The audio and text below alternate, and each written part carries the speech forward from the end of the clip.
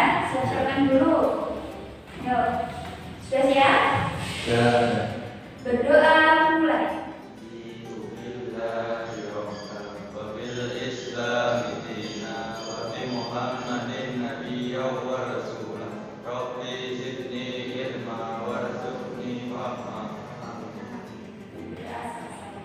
Semoga kita semuanya diberikan kelancaran dan juga kemudahan dalam memahami materi pembelajaran pada pagi hari ini.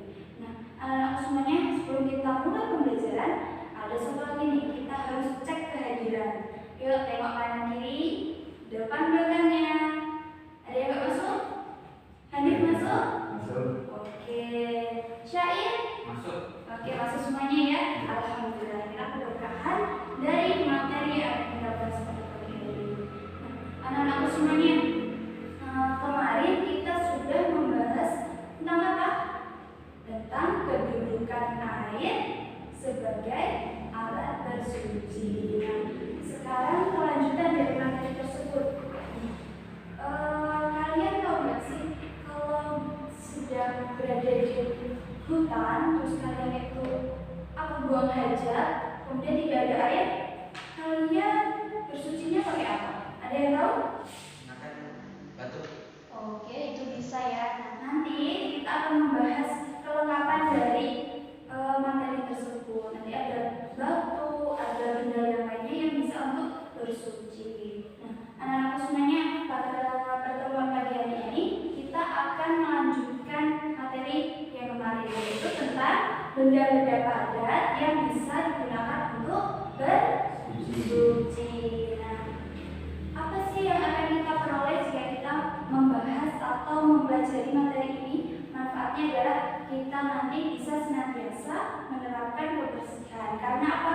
Bersih itu sebagian dari iman. Maka kita harus wajib melaksanakannya untuk sebagai implementasi kita dalam beriman kepada itu. Nah, anak semuanya, nanti kita dalam pembelajaran Ibu akan melakukan inovasi baru. Yang pertama adalah Ibu telah membuat video pembelajaran, kemudian kalian nanti bisa berdiskusi dengan teman-teman kalian. Nah, sembari Ibu menampilkan video, kalian bisa menyimak di buku ataupun LPS yang kalian miliki. Oke, siap? Jangan belajar sendiri loh ya. Oke, ini ya videonya. Dilihat terlebih dahulu. Bersuci hanya dengan batu saja dan ini dibolehkan. Berdasarkan hadis dari Ibnu Mas'ud radhiyallahu anhu bahwa Nabi Shallallahu alaihi wasallam pernah buang air dan beliau meminta untuk dibawakan 3 batu. Namun beliau diberi 2 batu dan 1 kotoran kering keledai. Kemudian beliau mengambil 2 batu dan membuang kotoran kering keledai dan bersabda, "Ini benda najis." Hadis riwayat Bukhari. Dalil yang lain adalah hadis Abu Hurairah radhiyallahu anhu bahwa beliau membawakan beberapa batu untuk Nabi Shallallahu alaihi wasallam. Beliau letakkan dalam sebuah kain dan beliau taruh di dekat Nabi Shallallahu alaihi wasallam. Setelah itu Abu Hurairah pergi. Hadis riwayat Bukhari. Bersuci dengan batu atau benda selain air disebut istijmar.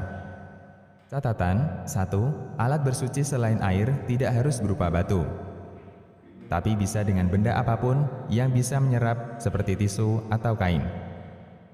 2. Orang yang bersuci dengan selain air, baik batu atau tisu, minimal harus melakukan dengan 3 kali.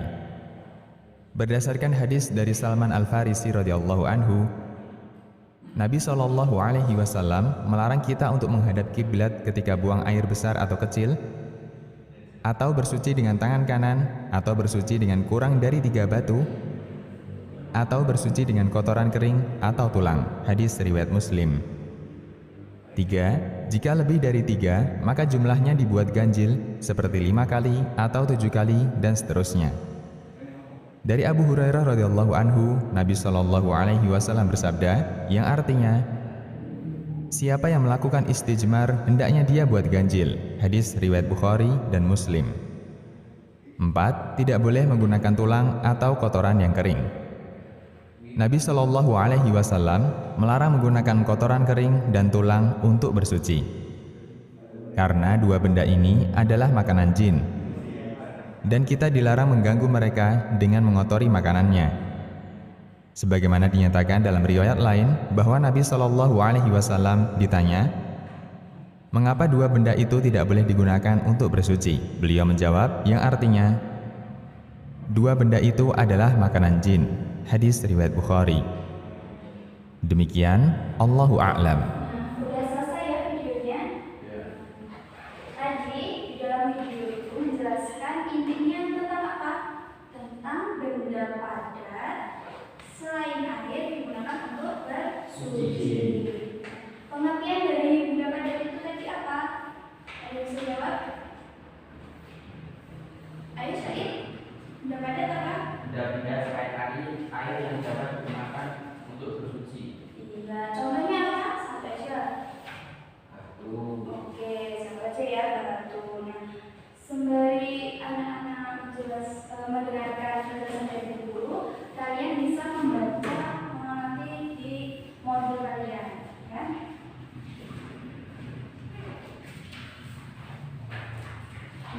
Anak-anakku semuanya, setelah kalian melihat video pembelajaran tadi, Ibu kasih kalian waktu 2 menit untuk membaca dan juga memahami dari buku paket kalian.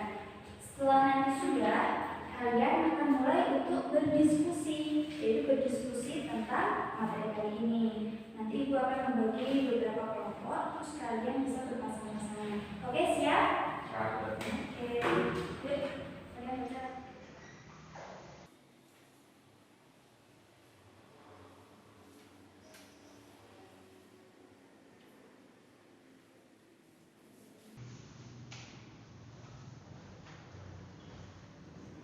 Oke, udah 2 menit ya anak-anak semuanya.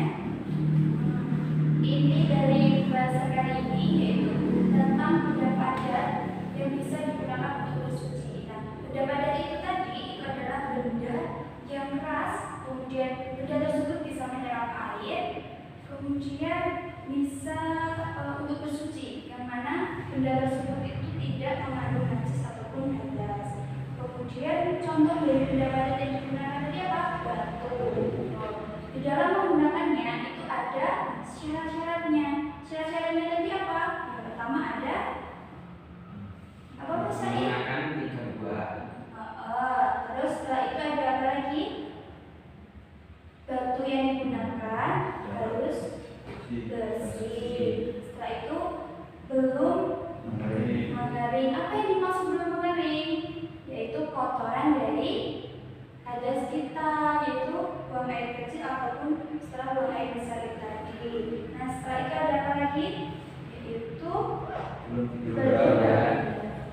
Terus ada juga tidak bercampur. Terus ada tidak meluber. Maksud dari meluber itu apa, anak-anak? Ya, itu ketika kita sedang diare. Kalian itu tahu kan diare itu seperti apa? Pasti kalau kita sedang diare pasti akan meluber atau menyebar kemana-mana. Ketika kita diare tidak bisa kita membersihkannya itu dengan batu, karena kan kemana-mana ya kotorannya. Selain BAB itu ketika kencing, nah ketika kencing itu airnya kemana-mana, itu juga tidak bisa kita bersihkan dengan batu. Nah itu tadi ada syarat-syaratnya. Nah, selain ada batu, benda padat apa lagi sih yang bisa digunakan untuk bersuci? Apa Nana?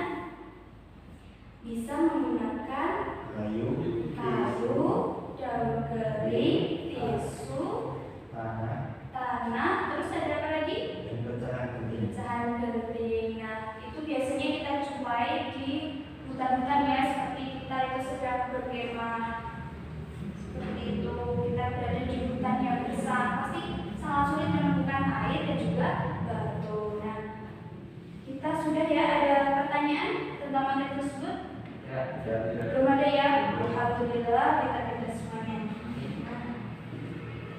Setelah kita pahami, Ibu akan membaca diskusi ringan. Ini Ibu punya lembar kerja, kami dulu ya, baca-baca.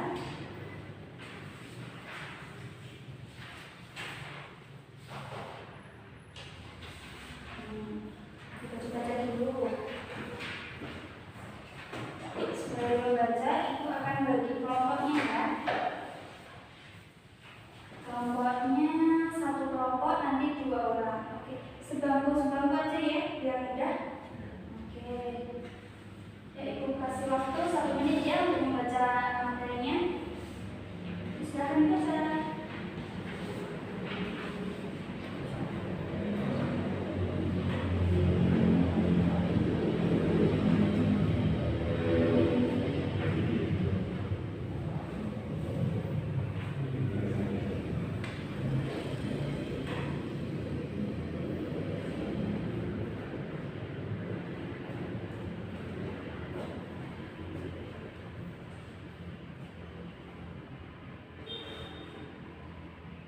Udah bacanya?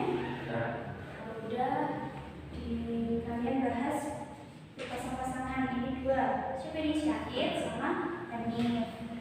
Kemudian Irfan sama Adil. Kalian diskusi ya, berdua sharing tentang pengalaman kalian bagaimana penyelesaiannya, seperti itu ya. Ya, Ibu kasih waktu ini. Dari pertanyaannya.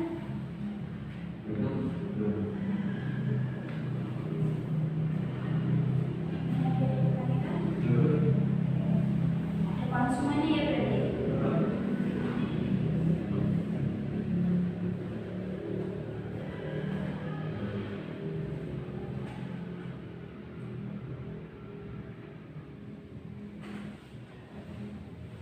Udah 5 menit, saatnya untuk mempresentasikan hasil diskusi kalian. Ayo, siapa yang mau maju? Kita bertiga dulu. Atau Ibu maju ya?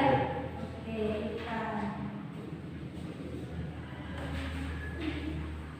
maju ya ke depan ya.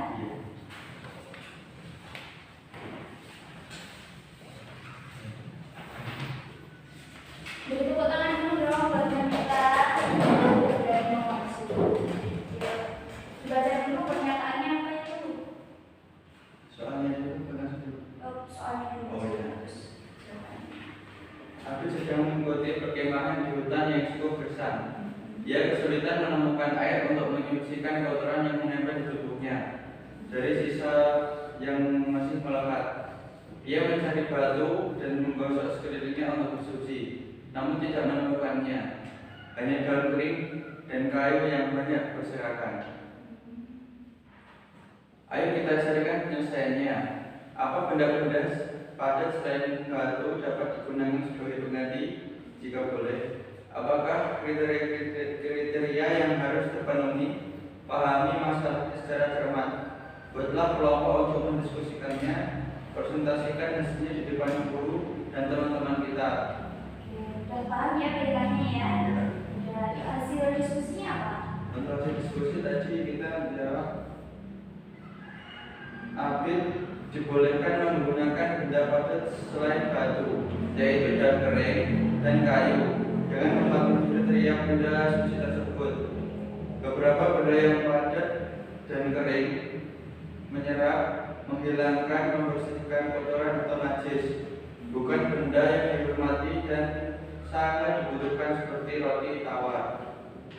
Oke, gimana teman-teman, jawabannya benar apa enggak? Oke, betul ya, beri tangan dulu dong. Pastikan ya. Ya, boleh kembali. Dari kasus tadi itu kan ada contoh. Siapa namanya? Abid sedang mengikuti perkemahan di hutan. Nah, hutannya itu cukup gersang, jadi dia kesulitan menemukan air untuk mencucikan kotoran yang menempel. Selain tidak bisa menemukan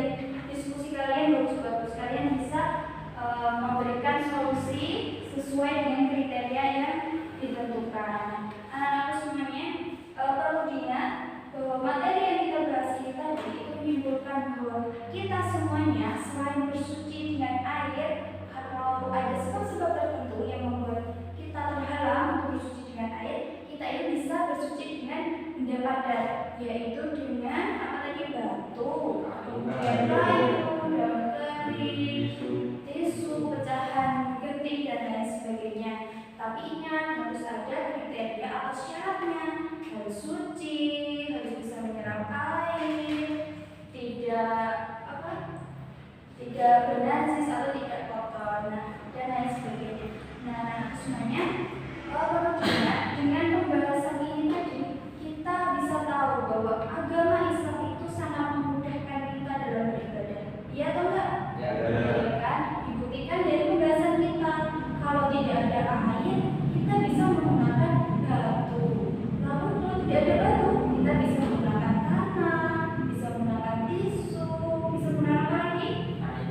Kayu, daun, dan lain sebagainya. Nah, anak-anak semuanya, dengan ini Ibu mengingatkan buat kalian semuanya untuk senantiasa menjaga kebersihan, karena bersih itu sebagian dari iman.